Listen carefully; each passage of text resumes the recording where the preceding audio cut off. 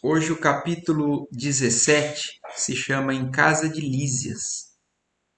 E só lembrando um pouquinho antes da gente dar sequência, no capítulo 16, que se chamava Confidências, ainda estava com a visita, né, da mãe do André Luiz junto lá com ele. E foi quando ele ficou sabendo que o estado que se encontrava o pai dele, as irmãs dele, não eram dos melhores. E ele fica um pouco indignado, mas é um capítulo que mostra realmente o quanto que a mãe dele tem uma condição melhor, mais de mais compreensão, de mais sabedoria, de mais controle. Ela também deixa claro que ela não é tudo muito natural ainda para ela, tudo que ela tem que fazer. Ela ainda sente alguns impulsos, por exemplo, de proteger o André Luiz como filho, mas ela já luta contra isso. E ela deixa claro que, apesar também do marido dela ter traído ela muito, e com duas pessoas que hoje são as pessoas que seguram ele no umbral, ela constantemente tenta ajudá-lo e ela está programando uma encarnação para ajudar, inclusive a resgatar essas dificuldades que eles todos estão envolvidos ali, né? Que a filha mais nova dela já voltou a reencarnar no meio de uma família também com muita gente, muitos cegos, né? Então são poucos que enxergam que podem conduzir a muitos cegos ali naquela situação. E essa confidência que ela faz justamente é justamente dessa condição do marido e ela como ainda preparando uma encarnação para um dia também poder ajudar ele novamente. E ela fala que na verdade ela não vai ajudar só ele, que ela quer deixar trazer para dentro junto, próximo do coração dela, todos eles, né? O marido, né? E as duas mulheres que ainda estão envolvidas com ele, provavelmente viriam como filhas dela, né? E aí hoje então a gente entra no capítulo 17, que é o capítulo que se chama Em Casa de Lísias. Oi, Adriana, tudo bem? Tudo jóia. A gente acabou de começar, só fiz uma relembrada aí no capítulo 16, aquele finalzinho que a mãe do André Luiz fala que ela está pretendendo já voltar numa nova encarnação para ajudar o marido, né, que tinha traído ela e as mulheres que ainda envolvem ele ali no umbral. E aí agora, então a Fabiana lá em Araraquara também falou que lá tá ruim, ela tá sem internet, inclusive. Mas vamos lá, o que der para você acompanhar, joia, se não, depois eu passo. Tá bom. Então, e aí então vamos entrar agora no capítulo 17, que se chama Em Casa de Lísias. Começa o capítulo então dizendo assim: Não se passaram muitos dias após a inesperada visita de minha mãe, quando Lísias me veio buscar a chamada do ministro Clarencio e segui-o surpreso. Recebido amavelmente pelo magnânimo benfeitor, esperava-lhe as ordens com enorme prazer. Meu amigo, disse afável, doravante está autorizado a fazer observações nos diversos setores de nossos serviços, com exceção dos ministérios de natureza superior. Então, o ministro Clarencio, que foi quem acolheu o André Luiz, né, quem tirou ele do umbral quando ele estava em condições, e mostrando que o André Luiz até agora estava dentro das dependências ali do, do Ministério do Auxílio, do hospital ali onde ele estava sendo auxiliado. Ele fez alguns passeios com o Lísias, né? Mas ele não tinha ainda liberdade de poder fazer. Então ele estava sendo tratado. Ele era um doente como se fosse um interno, internado mesmo, né? Mas agora, e foi algum tempo depois, né, que a mãe dele visitou ele, agora ele chegou numa condição que o ministro falou: agora você está livre para poder fazer algumas visitas, né, algumas observações ali dentro do nosso lar com exceção de dois ministérios, os ministérios da natureza superior, que são os ministérios do esclarecimento e da união divina. E aí ele dá a sequência falando, o Henrique de Luna, vocês lembram que o Henrique de Luna é o médico que estava cuidando dele. O Lísias é o enfermeiro, como se fosse um enfermeiro. Mas quem é responsável como médico era o Henrique de Luna. Deu por terminado o seu tratamento na semana última e é justo agora aproveite o tempo observando e aprendendo. Então ele está de alta, né? O tratamento espiritual que ele recebeu, o tratamento médico espiritual que ele recebeu, já está concluído. E aí olhei para Lísias como o irmão que devia participar da minha felicidade indizível naquele instante. Então, muito grato, né? Feliz, ele olha para o Lísias como esperando compartilhar aquilo com o Lísias. O enfermeiro correspondeu-me ao olhar com um intenso júbilo. Não cabia em mim de contente. Era o início de uma vida nova. De alguma sorte poderia trabalhar, ingressando em escolas diferentes. Clarencio, que parecia perceber minha intraduzível ventura, acentuou. Então ele já estava começando, né, a imaginar o que ele não poderia, né, aproveitar com essa liberdade que agora ele estava adquirindo. E o Clarencio percebendo, né, a gente já viu que eles conseguem perceber o pensamento, né, as ideias, o que estão passando. E aí, então, ele percebendo aquilo, o Clarencio acrescenta. Tornando-se dispensável sua permanência no parque hospitalar, né, ali no hospital onde ele estava, examinarei atentamente a possibilidade de sua localização em ambiente novo. Consultarei alguma de nossas instituições. Então, olha como existe também uma preocupação que apesar dele não precisar mais ficar no hospital, no quarto ali internado, precisam conseguir algum lugar para ele ficar, né? E ele ia consultar algumas das possibilidades nas instituições que tem, eu imagino que sejam como abrigos, né? Que pessoas que não têm ainda um lar adquirido ali no plano espiritual, porque a gente sabe que se adquire também, se conquista também através do trabalho, das horas bônus, as horas trabalhadas, um local para poder viver. E ele não tendo ainda, o Clarencio ia consultar a possibilidade para onde ele iria. Lísias, porém, cortou-lhe a palavra, exclamando: se possível, estimaria recebê-lo em nossa casa. Enquanto perdurar o curso de observações, lá minha mãe o trataria como filho. Então, olha isso, né? Que legal. O Lísias, que ficou amigo, né? Ficou muito próximo do André Luiz em todo esse período aí de tratamento dele, a ponto de agora que o André Luiz estava com alta e sem ainda um lugar definido para ir, oferece, fala assim, eu gostaria de, se for possível, né, de receber o André Luiz como um integrante da nossa casa.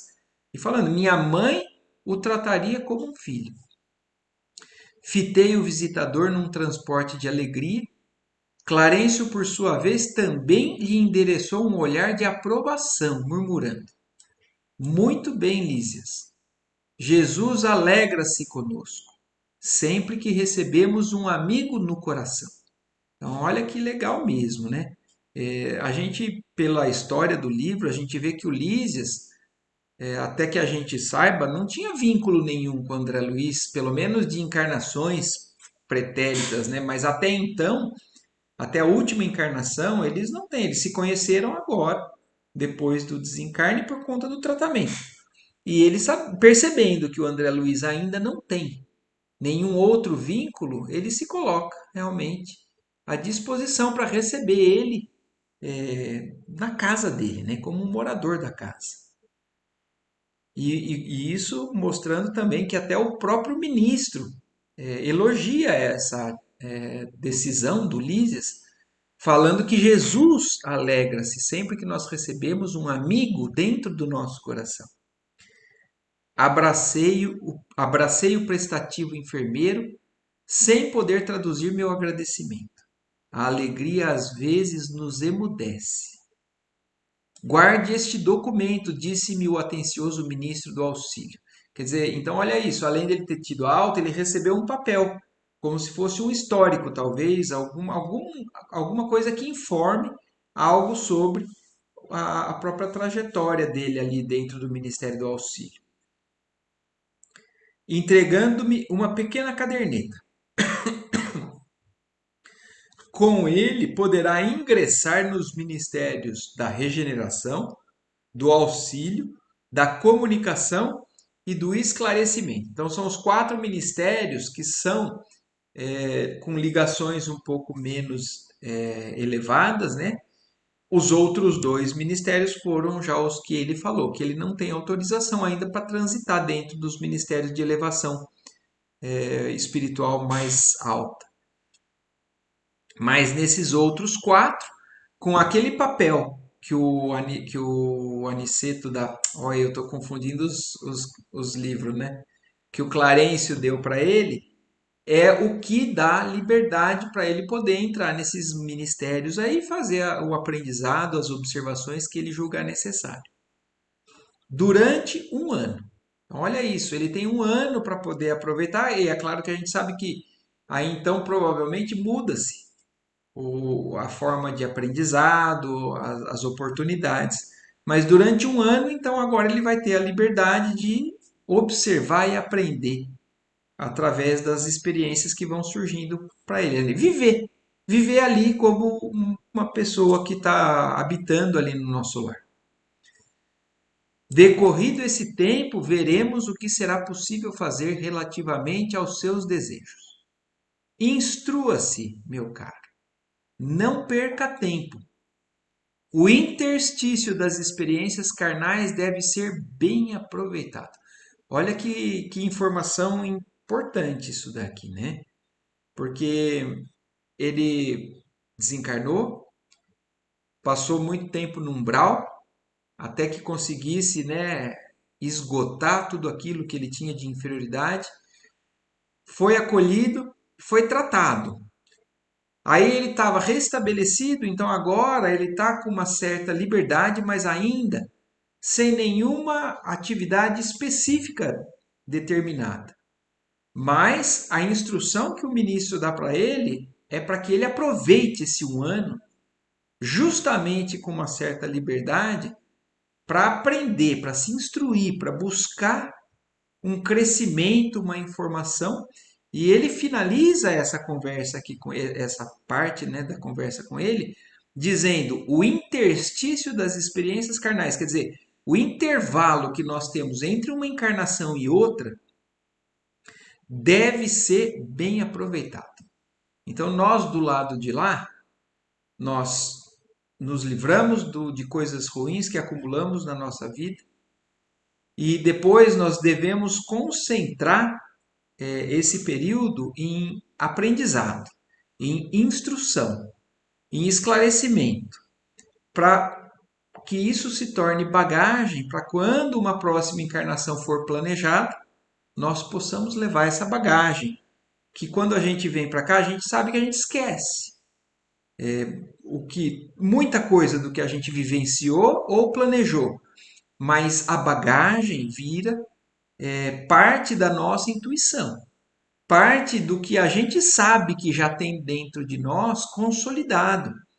E a gente vem aqui justamente para comprovar se nós estamos aprendendo ou não, através das situações que acontecem na nossa vida e de como a gente reage a ela.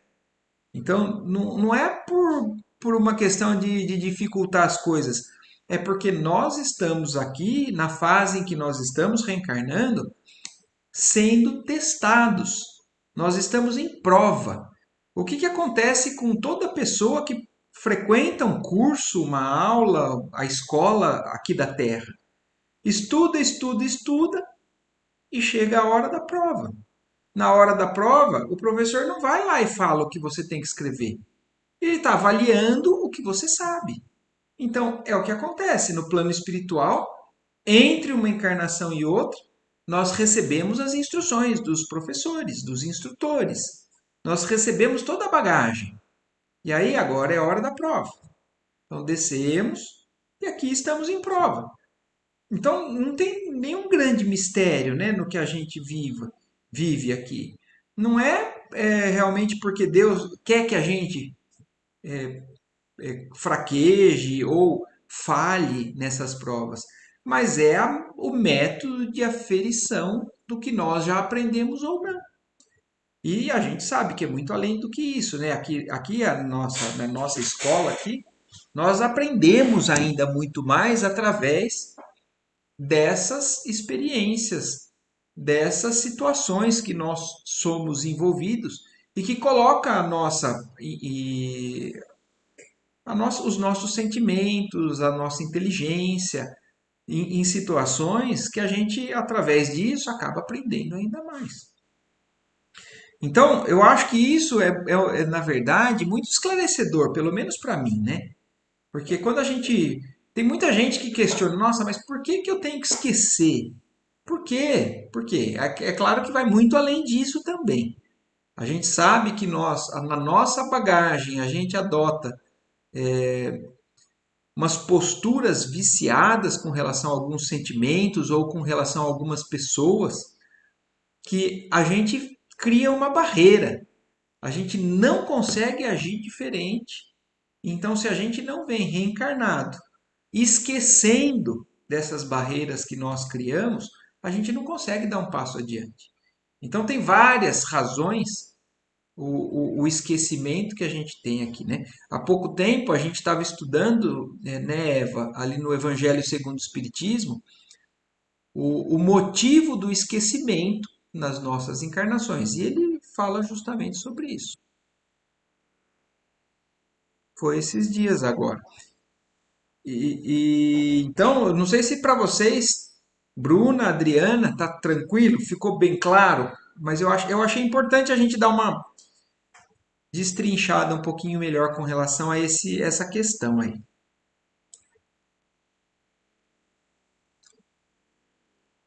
Então, beleza. E aí, então, o ministro dá essa orientação para ele, para que ele aproveite, é uma recomendação também para nós. E aí ele, seguindo no capítulo, Lísias deu-me o braço e saí, enlevado de prazer. Então, concluíram realmente ali a alta dele e saíram já muito felizes, né? O Lísias de poder acolher e o André Luiz de ser recebido como um irmão praticamente ali, né? Do coração. Passados minutos, eis-nos à porta de graciosa construção cercada de colorido jardim. Então saíram e foram direto para a casa do Lísias. É aqui, exclamou o delicado companheiro. E com expressão carinhosa acrescentou: o nosso lar dentro de nosso lar. Ao tinido brando da campainha no interior, surgiu à porta simpática matrona. Então, olha isso, né? Até a campainha existe do lado de lá. Então, ali no plano espiritual também existia uma forma de você poder avisar ou chamar a pessoa que mora dentro das habitações. Então, deixando claro que tocaram uma campainha ali para entrar na casa. E aparece uma senhora muito simpática, né? Mãe, mãe! Gritou o enfermeiro, apresentando-me alegremente. Este é o irmão que prometi trazer-te. Então, olha isso, né? Como o Lísias já há muito tempo, né? Provavelmente compartilha com a mãe dele a história, o carinho que vem sendo desenvolvido com o André.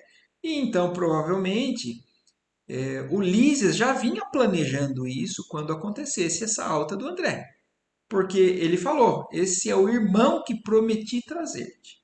Então eles já tinham um acordo ali na casa deles que assim que o André Luiz tivesse alta, como ele não tinha um lar para ir ali no plano espiritual, pelo menos ali no nosso lar, eles receberiam ele. E o Lísias estava chegando com essa notícia, que chegou o dia da alta e ali estavam eles, né?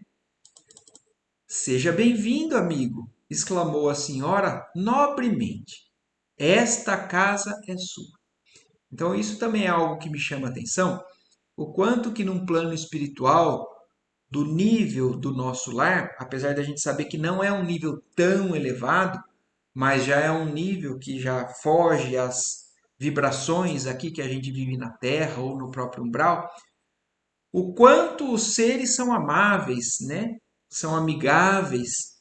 Então, como eles são solícitos, como eles são simpáticos, como eles passam realmente a, a intenção ou o desejo de fazer as pessoas se sentirem bem na presença deles, né? Então, essa casa é sua. E a mulher, a mãe dele, né, vocês vão ver, ela se chama Senhora Laura, ela não, nem conhecia o André Luiz, só conhecia por histórias do filho. E abraçando-me, soube que sua mamãe não vive aqui. Nesse caso, terá em mim uma irmã com funções maternais. Olha como eles têm uma noção de realidade com relação aos relacionamentos, né? Então, ela vai ser praticamente a mãe dele ali naquela casa. Mas assim, terá em mim uma irmã. Então, ela não falou assim, você é sua mãe aqui. Porque lá no plano espiritual, nós nos desvinculamos dos papéis que muitas vezes nós adotamos aqui. Para começar a nos integrar nesse sentimento mesmo de irmandade. A humanidade como uma grande irmandade.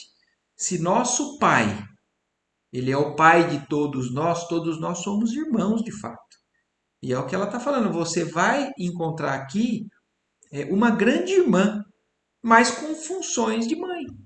Você precisa de uma mãe, porque ainda nós temos ainda a necessidade desses padrões, não estamos tão evoluídos assim, e você vai encontrar em mim alguém que vai adotar essa função de mãe, funções maternais, mas como irmã. Nós somos irmãos. Não sabia como agradecer a generosa hospitalidade.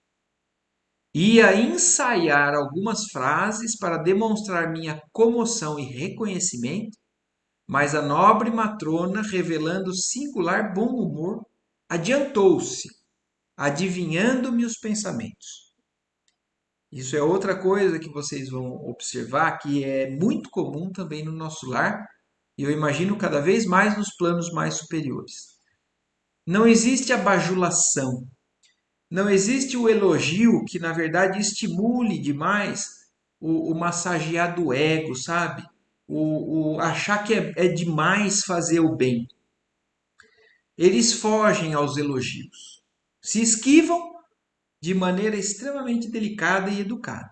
Então, quando ela percebeu, ó, o André Luiz falou, quando eu ia ensaiar algumas frases de comoção e reconhecimento, ela se adiantou, adivinhando os pensamentos dele, e fala assim: ó, está proibido de falar em agradecimentos. Não o faça. Obrigar-me-ia a lembrar, de repente, muitas frases convencionais da Terra. Então, olha como ela está fazendo uma comparação do que muito a gente faz aqui na Terra. Um exagero, né, de muitas vezes de bajulação que só massageia o ego das pessoas. É claro que a gente precisa de estímulos, né, para continuar cada vez mais nesse caminho de acreditar que nós temos jeito, que nós estamos no caminho de procurar sermos cada vez melhor, mas a gente tem que ter um cuidado. Porque quando o elogio é demais, ou quando a gente precisa do elogio, é porque o que a gente quer não é fazer o bem. A gente quer reconhecimento. A gente quer se sentir mais do que a gente é muitas vezes. E ali é justamente o que ela está falando agora. Se você fizesse isso, você me faria me lembrar do muito que acontece em tipos de situações como essa na Terra, que a gente fica demais adulando um outro ou elogiando demais, e isso às vezes é prejudicial. Tem um capítulo do livro Pão Nosso que se chama Elogios. Se eu não me engano, é o capítulo 70 ou 72, não sei. Eu acho que é o 70. Nesse capítulo, ele fala justamente disso. Que o elogio para aquele que está querendo seguir o caminho do bem, o caminho certo, ele muitas vezes estimula demais o ego, a vaidade, e isso desvia essa pessoa do caminho certo. Então, ele pode ser um pequeno estímulo, mas ele não pode passar desse nível, porque senão ele passa a ser prejudicial. Rimo-nos todos e murmurei comovido.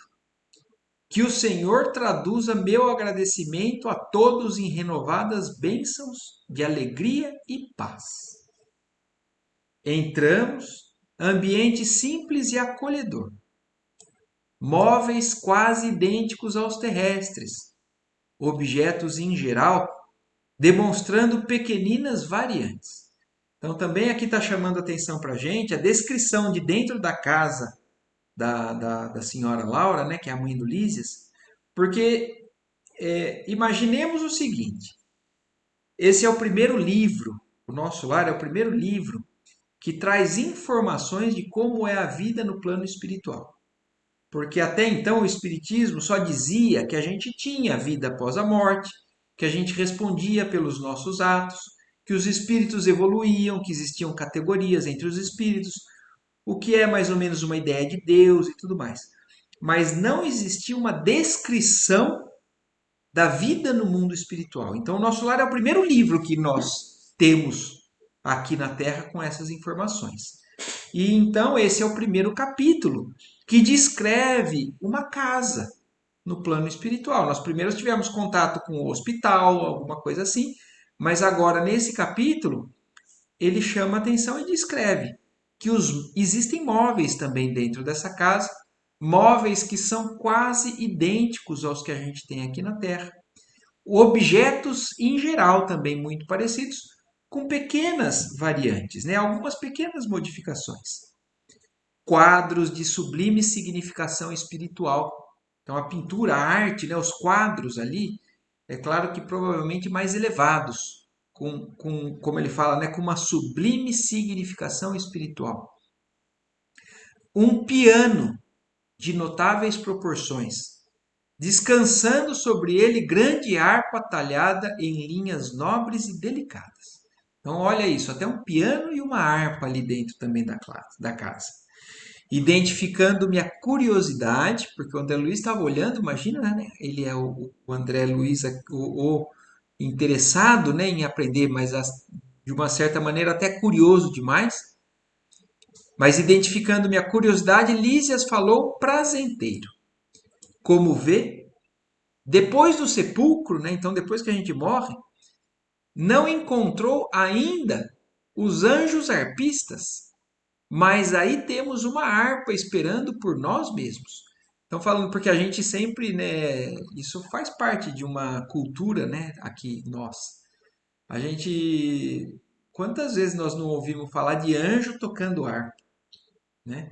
E é uma ideia que nós tínhamos também totalmente enganada do plano espiritual, que então no céu era nuvem. A gente está acostumado a olhar para o céu e ver nuvem. Então o céu é nuvem.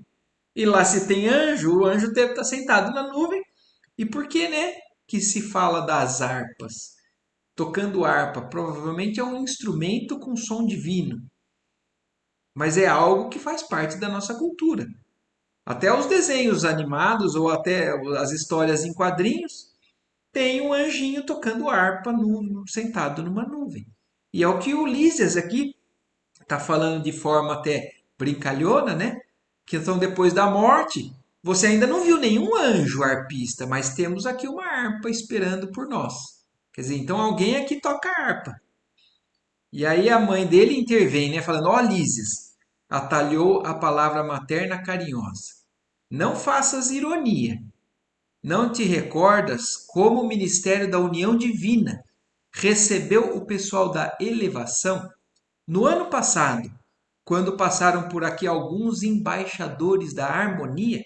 Quer dizer, tá, na verdade, comprovando aquilo que ele falou. Você não se lembra que tiveram aqueles naquela apresentação mobilizada, né, por esses ministérios mais elevados, o da União Divina e o da Elevação, que tiveram aqueles que passaram aqui pelo nosso lar e que mostraram para a gente um concerto, né, uma apresentação musical envolvendo essas harpas, né? Então não existem aqueles que tocam harpa assim, não precisa ser o André Luiz ou o Ulisses ali dedilhando essa harpa. E aí o Lísias responde: sim, mamãe, mas quero apenas dizer que os arpistas existem e precisamos criar audição espiritual para ouvi-los e esforçando-nos por nossa vez no aprendizado das coisas divinas. Então, aqui só realmente confirmando. Então, a ideia que nós temos cultural de que anjos tocam harpas não é fictícia.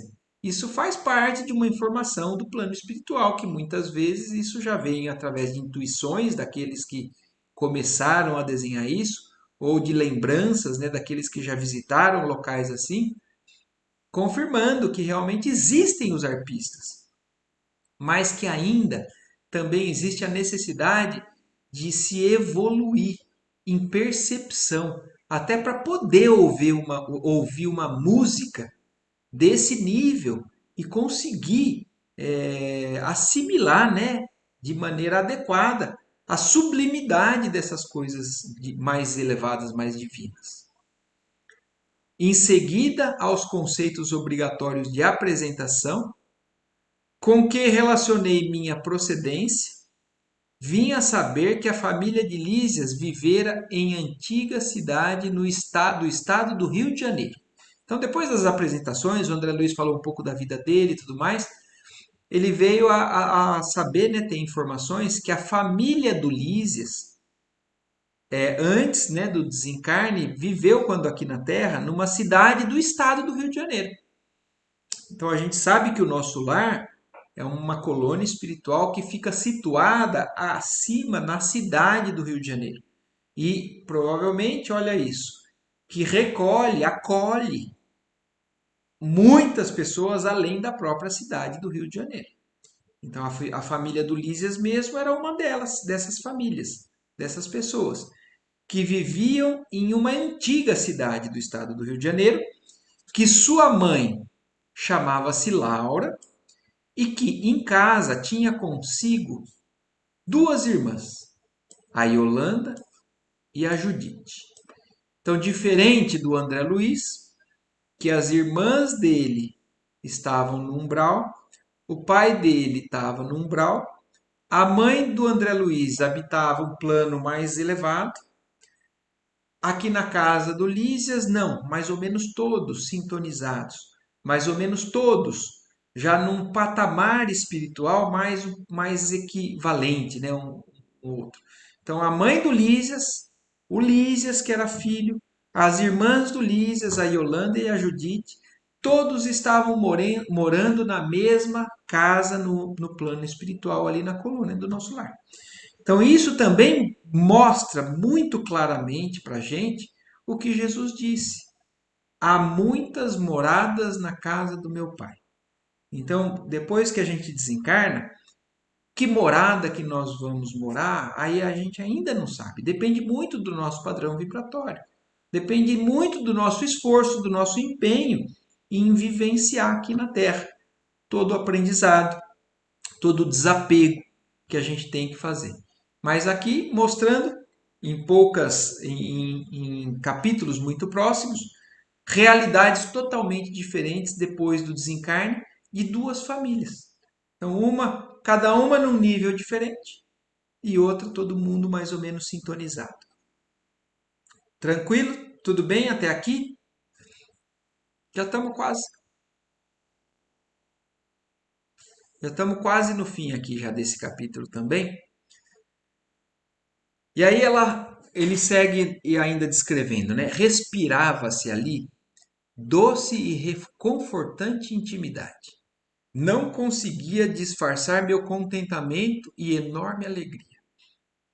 Aquele primeiro contato com a organização doméstica na colônia enlevava-me. Então, só lembrando aquilo que eu falei, é a primeira descrição que nós, na humanidade, temos de uma casa, de uma família do plano espiritual. A hospitalidade, cheia de ternura, arrancava-me ao espírito notas de profunda emoção. E em face do tiroteio de perguntas, Yolanda exibiu-me livros maravilhosos. Quer dizer, imagina ele, né? O quanto que ele não perguntou aqui, é que ele não descreveu tudo.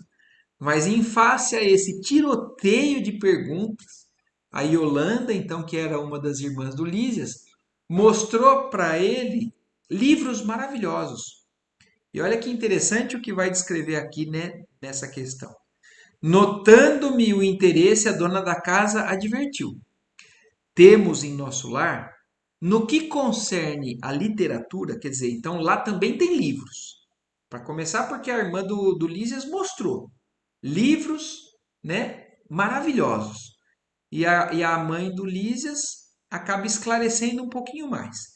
Que ela fala, ali no nosso lar, no tocante, né, à questão da literatura, dos livros que eles têm ali à disposição deles, uma enorme vantagem é que os escritores de má fé, os que estimam o veneno psicológico, são conduzidos imediatamente para as zonas obscuras do umbral. Então, olha que informação importante e faz todo sentido, né? Se aqui na Terra nós temos que peneirar muito o que a gente lê, porque tem todo tipo de padrão de espírito reencarnando aqui. Tem os elevados, tem os medianos e tem aqueles que realmente só querem prejudicar, atrapalhar. E tudo isso é publicado. Antigamente era só em livro. Hoje é em publicação de rede social. Então, nós temos que desenvolver um senso crítico muito grande para a gente poder saber a que tipo de informação é merecedora da nossa atenção ou não. Mas é o que a senhora Laura está falando. Ali no nosso lar, eles têm uma grande vantagem com relação a isso. Porque lá no mundo espiritual, esses padrões vibratórios separam as pessoas. Então não tem pessoas, escritores de má fé, que habitam o nosso lar, porque isso por sintonia é barrado naturalmente. Eles estão no umbral. Então, se tem alguém ali no nosso lar produzindo algum tipo de literatura para instrução, tudo que tiver é literatura digna de atenção, de merecimento, né, de que se possa ler aquilo e considerar aquilo como recurso de aprendizado de fato. Então imagina, isso é maravilhoso, né? É que os escritores de má fé, né, eu acabei já ler isso, os que estimam o veneno são conduzidos imediatamente para o umbral. Por aqui não se equilibram, nem mesmo no ministério da regeneração, enquanto perseveram em semelhante estado de alma. Quer dizer, eles não habitam um local como a colônia espiritual do nosso lar, porque eles não se sintonizam, não se equilibram por ali. Então, eles ainda, enquanto tiverem com aquele tipo de pensamento, eles não vão estar ali no nosso lar. Não pude deixar de sorrir, continuando a observar os primores da arte fotográfica nas páginas sob meus olhos. Quer dizer, o André Luiz estava fascinado, né? Bebendo de todas aquelas informações, né? E dos próprios livros, as imagens, as páginas. E em seguida chamou-me Lísias para ver algumas dependências da casa, demorando-me na sala de banho, cujas instalações interessantes me maravilharam. Tudo simples, mas confortável. Então, olha o que eles resolvem colocar no capítulo, até para que também a gente tenha essa informação. Aí o Ulisses levou ele para conhecer as dependências da casa e mostra que existe uma sala de banho, um banheiro, um local onde você faz a higiene do próprio perispírito, né? Então, como nós também já falamos ali no capítulo que fala das águas, né, no bosque das águas, o quanto que a limpeza, a purificação através de uma lavagem, através de um banho com água ou de fluidos, o quanto que isso é necessário para que eles também consigam se melhorar na condição de padrão vibratório, porque apesar de ser diferente, também tem ainda alguns acúmulos, algumas coisas que eles precisam se limpar. Então, ali também na casa, mostrando que existe o local apropriado para você fazer essa higiene. Não voltara a mim da admiração que me empolgava quando a senhora Laura convidou à oração. Sentamo-nos silenciosos em torno de grande mesa. Ligado, um grande aparelho fez-se ouvir música suave. Então, olha isso, né? Vocês lembram também do início, quando ele chegou no hospital, ele descrevendo aquela oração coletiva que ele participou e que no salão tinha uma tela enorme aonde passava o que estava acontecendo lá na governadoria. O governador e os ministros fazendo aquele momento de oração e eles vendo através desse aparelho que aqui agora está descrevendo também na casa da senhora Laura, algum aparelho, né, ligado, um grande aparelho, fez-se ouvir a música suave. Então a gente imagina que seja alguma coisa parecida como uma televisão, algo que tem uma tela que passe, algo que está em outro local, áudio e vídeo, né? Era o louvor do momento crepuscular. Então, aquele mesmo momento que ele presenciou no hospital, ele agora também estava presenciando na casa da senhora Laura.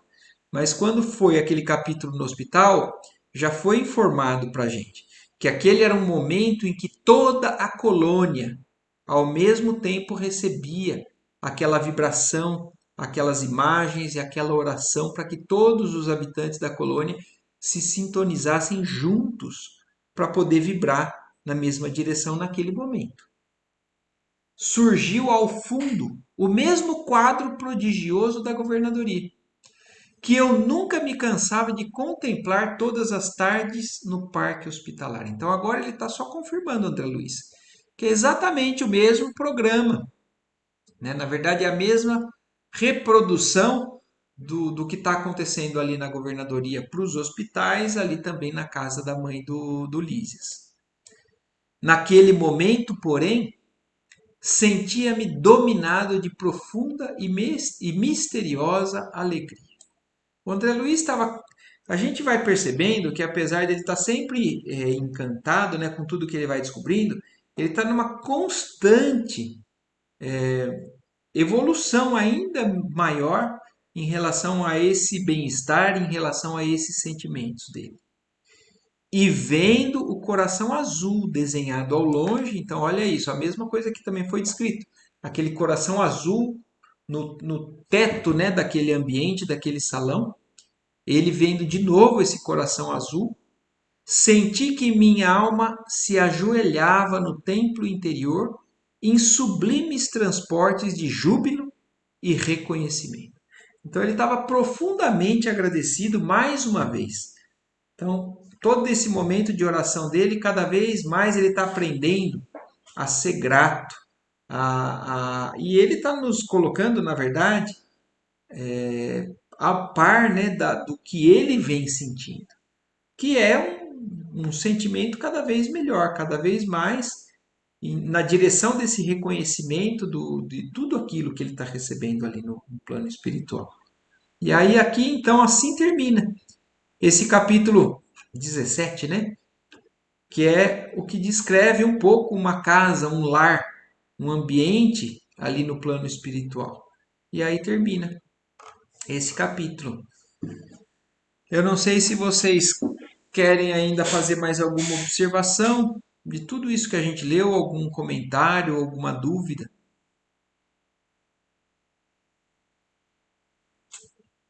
Tranquilo?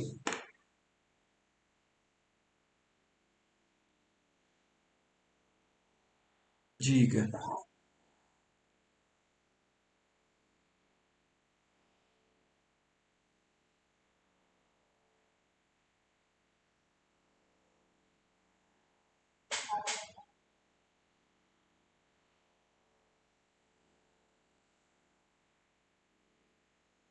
Exatamente. Na verdade, isso a gente ainda não entende perfeitamente, né, Bruna? Mas as informações que a gente tem é que isso é materializado, é um tipo de matéria, assim, é que a densidade, né, o tipo de vibração é diferente da nossa matéria mais densa aqui na Terra. Mas são construções fluídicas mentais dos seres mais elevados, não são deles. Não são eles que criam aquilo. Então, são os elementos mais elevados que acabam regendo tudo aquilo, é que constroem aquilo para que eles habitem, para que eles. Porque vocês vão ver também, você vai ver, Bruno, nos próximos capítulos, que, por exemplo, para você ter uma casa no plano espiritual, você também tem que ter adquirido uma condição que você mereça ou que você já tenha o direito de ter uma casa. Então você tem que ter horas trabalhadas, você tem, não existe dinheiro do lado de lá, mas existe uma forma de contar também o tempo bem aproveitado com relação ao serviço e ao aprendizado. A partir do momento que você já tem esse merecimento e o direito, você recebe uma casa dessas, que aí é o que a gente está falando. A gente não sabe exatamente. Não, pelo menos eu nunca li nenhuma descrição que existem alguns construtores que vão lá e constroem a casa.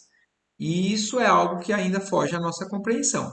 Mas várias vezes a gente vê, né, no Espiritismo eles dizendo que isso é uma construção dos planos mais elevados. Vocês se lembram, acho que quando a gente estava lendo os Mensageiros, falando daquelas estradas para ligar o plano espiritual com a Terra, que são construções também que o plano superior constrói para poder facilitar o transporte daqueles que estão ali no nível mais abaixo. E eu imagino que exatamente, tendo merecimento e o direito, aí você já pode ter um local como esse. Se não, você não fica sem moradia. É como o ministro falou. Para o André Luiz, se o Lísias não tivesse oferecido a casa dele, eles iriam ver as instituições de acolhimento, que eu imagino que seja um local onde, como se fosse um albergue ou uma hospedaria, um local onde tem vários quartos, não é um hospital, porque não requer a necessidade de um médico indo lá te visitar, mas é também uma outra tipo de construção mais comunitária, mais coletiva. Ele teve a bênção de poder ir para um ambiente familiar, por conta dessa afinidade que ele criou com o Lísias, né? Imagina. Certo, Dri? Então tá bom, tranquilo, Eva? Então tá bom. Então tá jóia, gente. Mais uma vez, então, mais um capítulo que concluímos aqui. Obrigado mais uma vez por vocês estarem juntos aí na nossa luta pela busca aí dessa compreensão. E um ótimo finzinho de domingo para vocês, uma ótima semana. Até domingo que vem. Imagina, eu que agradeço. Até mais. Tchau, tchau. Nada, imagina. Tchau.